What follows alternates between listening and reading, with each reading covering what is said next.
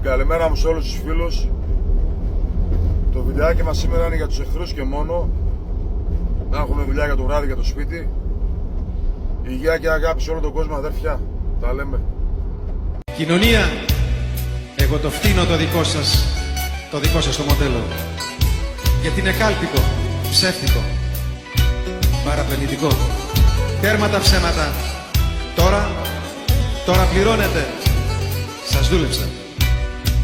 Και θέλω δεν θέλω από τα κέρδη σας. Παίρνω ό,τι μου ανήκει. Μερτικό. Εγώ θα ζήσω τη ζωή μου όπως θέλω. Δεν τη γουστάρω τη δική σας ηθική.